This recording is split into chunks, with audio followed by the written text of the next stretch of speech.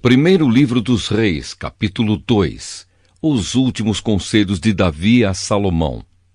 Quando estava chegando o dia da morte de Davi, ele deu conselhos ao seu filho Salomão.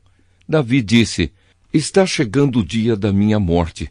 Portanto, seja corajoso e seja homem, e faça aquilo que o Senhor, seu Deus, manda. Obedeça a todas as suas leis e mandamentos, como estão escritos na lei de Moisés. Assim você será bem-sucedido aonde quer que for e em tudo o que fizer. Se você obedecer ao Senhor Deus, Ele cumprirá a promessa que me fez.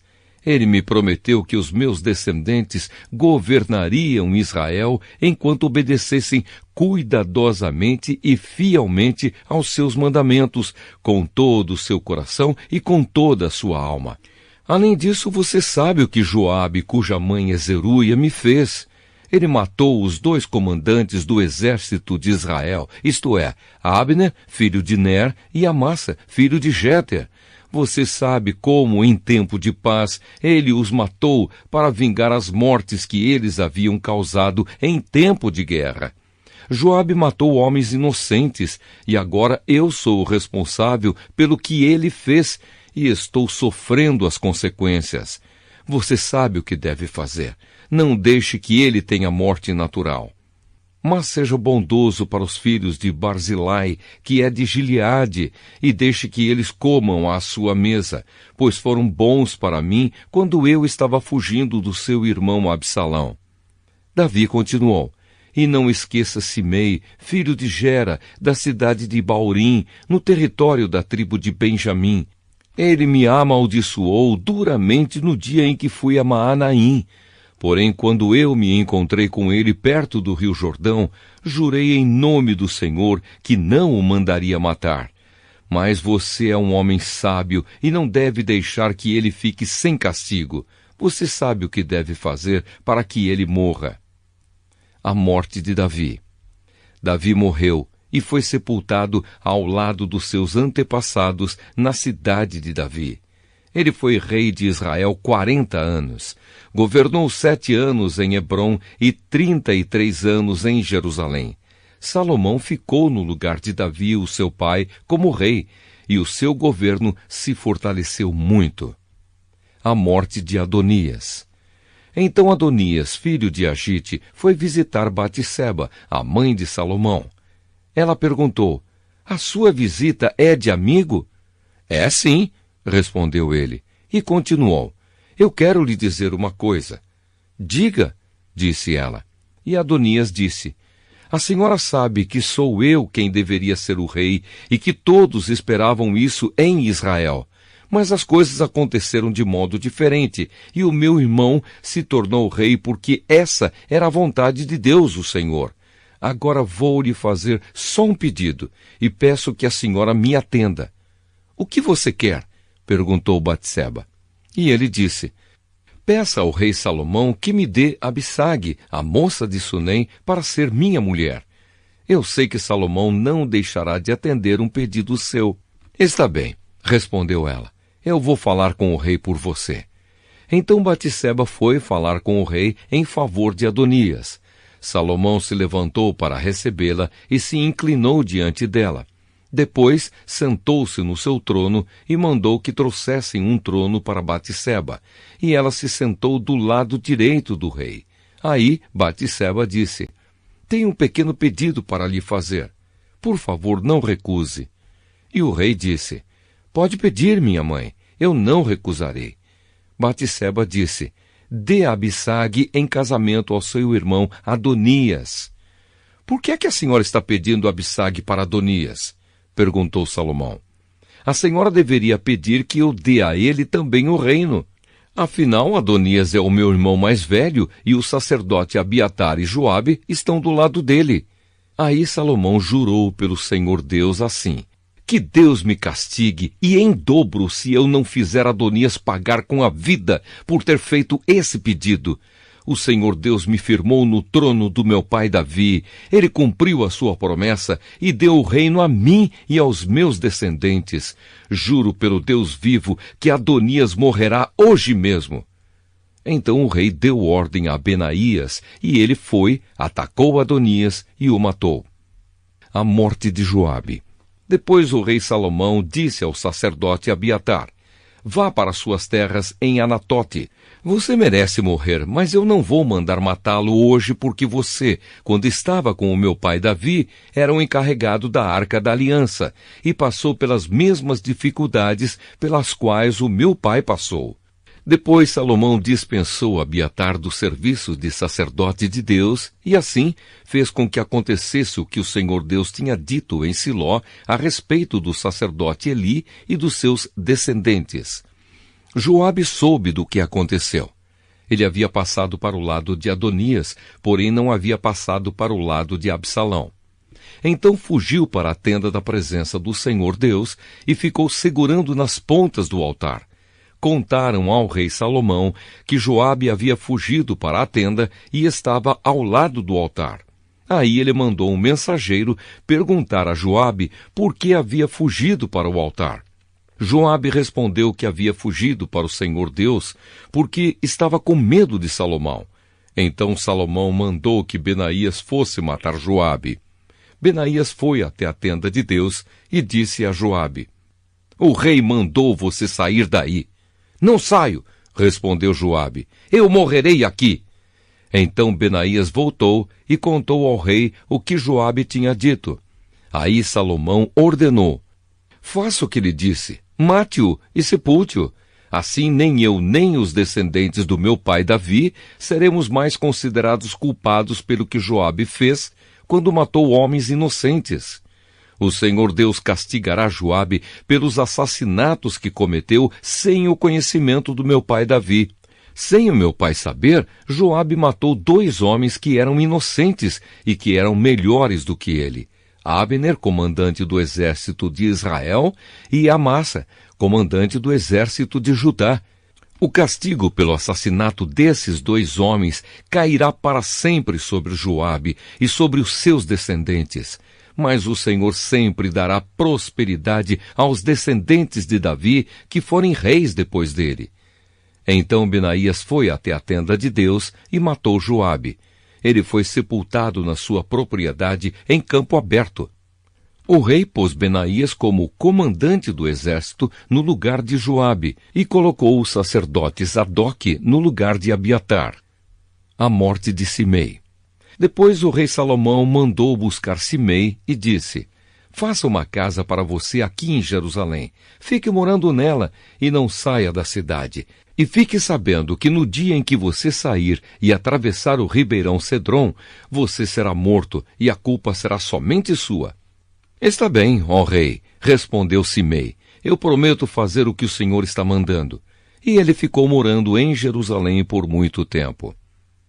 Acontece que 3 anos depois, 2 escravos de Simei fugiram e foram procurar refúgio com o governador da cidade de Gate, que era Aquis, filho de Maacá.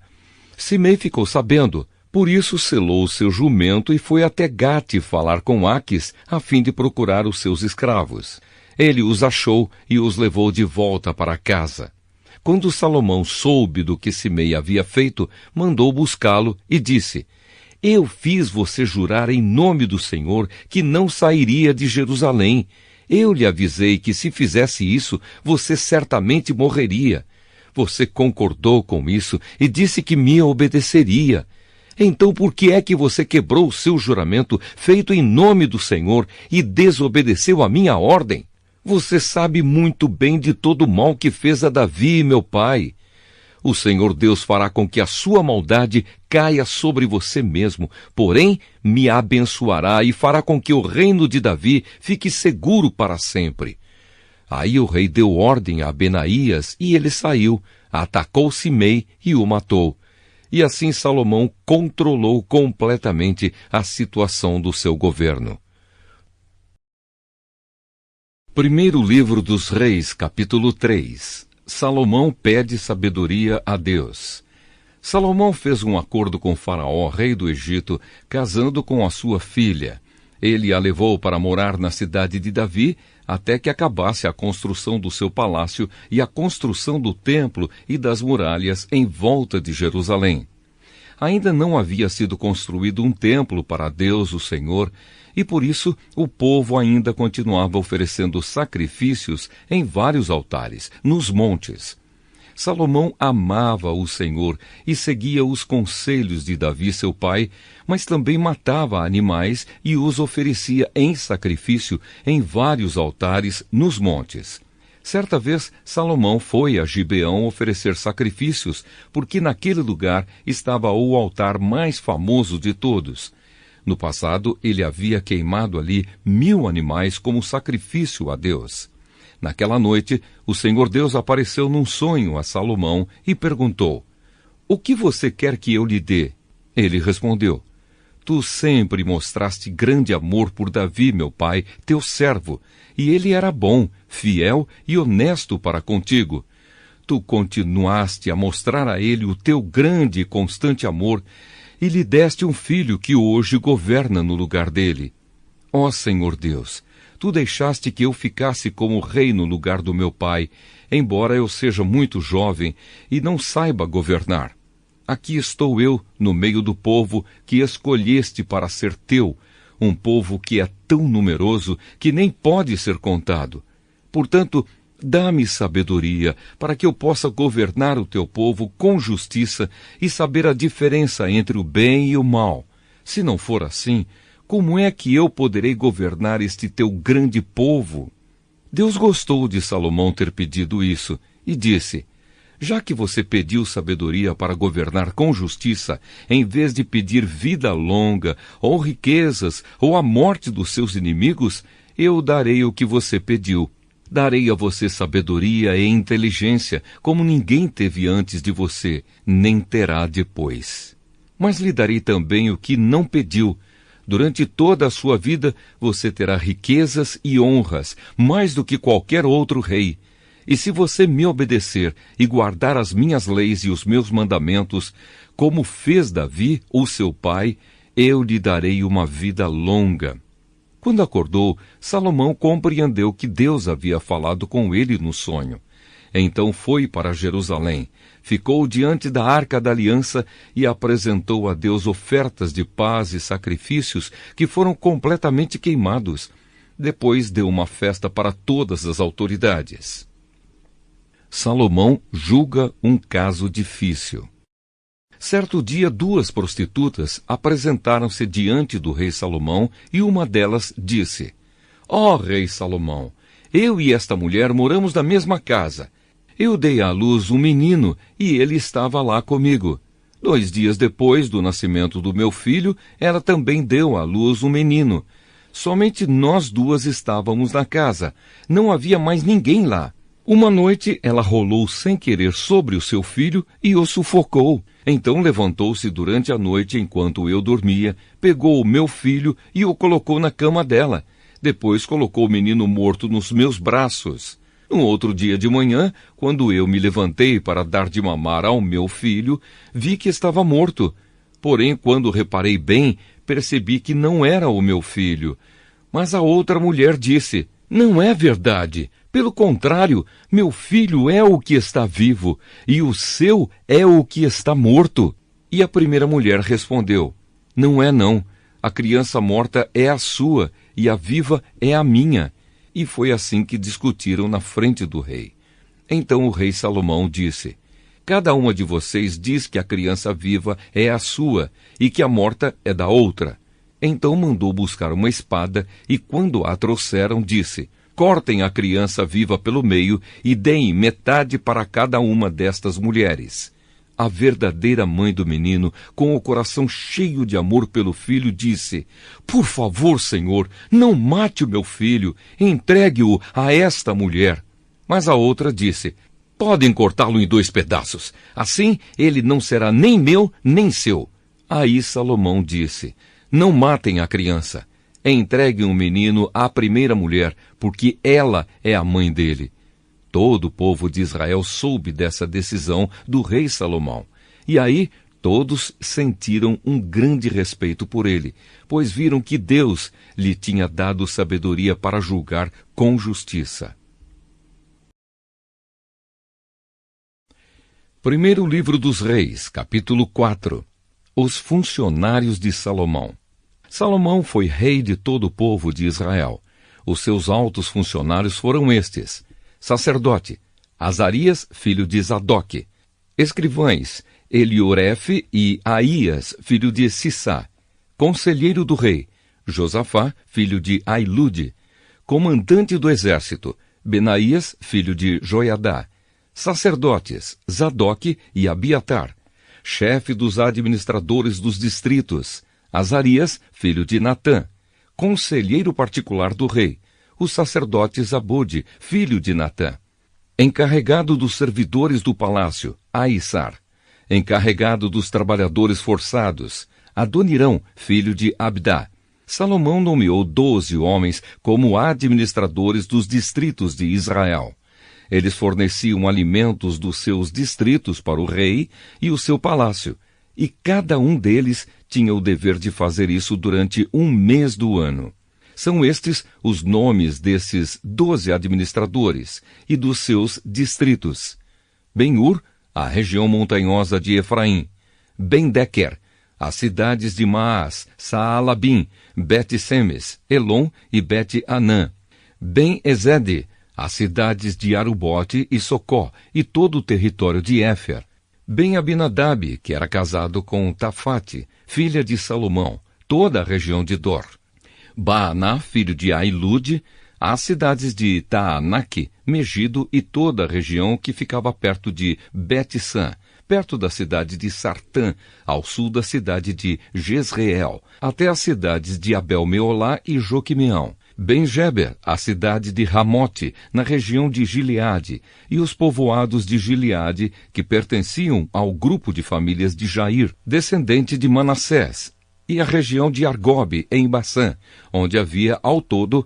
60 cidades grandes, cercadas de muralhas e com barras de bronze nos portões. Ainadab, filho de Ido, o distrito de Maanaim; Aimaás, que era casado com Basemate, outra filha de Salomão, o território de Naphtali; Baaná, filho de Hussai, a região de Asser e a cidade de Bealote; Josafá, filho de Parua, o território de Issacar; Simei, filho de Elá, o território de Benjamim; Geber, filho de Uri, a região de Gileade, que havia sido governada por Seom, o rei dos amorreus, e por Og, rei de Baçã. No território de Judá também havia um administrador. A prosperidade do reino de Salomão. O povo de Judá e de Israel era tão numeroso como os grãos de areia da praia do mar. Eles comiam, bebiam e eram muito felizes. Do reino de Salomão faziam parte todas as nações que havia desde o rio Eufrates até a terra dos filisteus e até a fronteira do Egito. Esses reinos pagavam impostos a Salomão e foram dominados por ele durante toda a sua vida. Os mantimentos que Salomão precisava todos os dias eram 3.000 quilos de farinha de trigo e 6.000 quilos de farinha de outros cereais, 10 bois gordos, 20 bois de pasto e 100 carneiros, fora veados, gazelas, corços e aves domésticas. Salomão dominava toda a região a oeste do rio Eufrates, desde Tifsa, no Eufrates, até a cidade de Gaza, no litoral do mar Mediterrâneo. Todos os reis a oeste do Eufrates eram dominados por ele, e ele estava em paz com todos os países vizinhos. Durante a vida de Salomão, o povo de Judá e de Israel viveu em segurança, e de uma ponta do país à outra, cada família tinha os seus pés de uvas e de figos.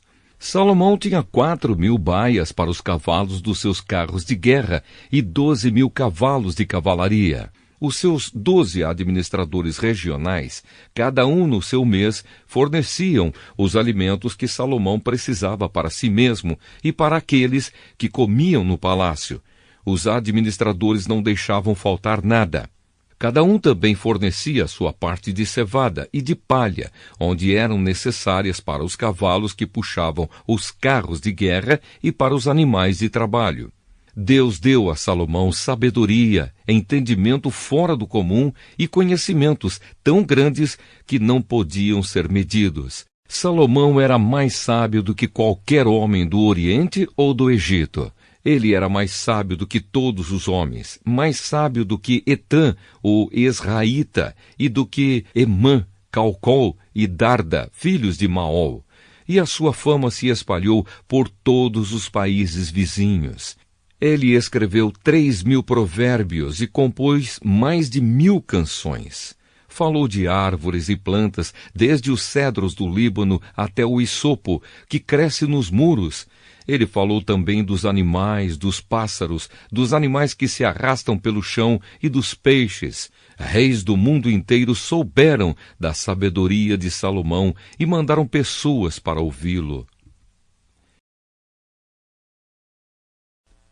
Primeiro livro dos Reis, capítulo 5. Salomão prepara a construção do templo. Hirão, rei de Tiro, sempre havia sido amigo de Davi. Quando soube que Salomão era o rei em lugar do seu pai, enviou embaixadores a ele. Então Salomão mandou a Hirão a seguinte mensagem: Você sabe que Davi, o meu pai, teve muitas guerras contra as nações ao seu redor. Por isso, ele nunca pôde construir um templo dedicado ao Senhor seu Deus, enquanto este não fez com que ele derrotasse todos os seus inimigos. Mas agora o Senhor me deu paz em todas as fronteiras. Eu não tenho inimigos e não há perigo de ataques. Deus prometeu o seguinte a Davi, o meu pai: O seu filho, que eu vou pôr como rei depois de você, construirá um templo para mim. Portanto, eu resolvi construir um templo para a adoração do meu Deus, o Senhor. Por isso, mande cortar cedros do Líbano para mim. Os meus operários trabalharão junto com os seus, e eu pagarei aos seus operários o quanto você quiser. Como você sabe, no meio do meu povo não há quem saiba cortar árvores tão bem como a sua gente da cidade de Sidom.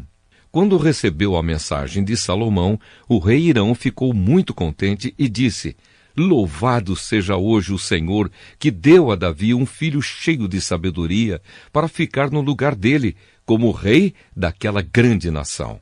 Depois mandou dizer a Salomão o seguinte: Recebi a sua mensagem e vou atender o seu pedido. Vou providenciar os cedros e os pinheiros. Os meus operários levarão as toras do alto dos montes Líbanos até o mar e farão jangadas com elas. Depois as levarão beirando o litoral até o lugar que você escolher. Ali os meus operários desamarrarão as toras e os seus operários tomarão conta delas. E eu gostaria que você fornecesse a alimentação para os meus operários. E assim, Hirão forneceu a Salomão toda a madeira de cedro e de pinho que ele pediu. E cada ano Salomão forneceu a Hirão 2.000 toneladas de trigo e 400.000 litros de azeite de oliva puro para alimentar os homens dele. O Senhor Deus cumpriu a sua promessa e deu sabedoria a Salomão. Havia paz entre Hirão e Salomão, e eles fizeram um acordo entre si. O rei Salomão convocou em todo o Israel um grupo de 30.000 trabalhadores forçados e pôs Adonirão como chefe deles. Salomão dividiu esses trabalhadores em 3 grupos de 10.000 homens. Cada grupo passava 1 mês no Líbano e 2 meses em casa. Salomão também mandou à região montanhosa 80.000 homens, a fim de cortar pedras, e 70.000 homens para carregá-las. Ele colocou 3.300 chefes para dirigir o trabalho deles. Obedecendo às ordens do rei Salomão, eles cortaram grandes pedras de boa qualidade para os alicerces do templo. Os trabalhadores de Salomão e de Hirão e alguns homens da cidade de Biblos prepararam as pedras e a madeira para a construção do templo.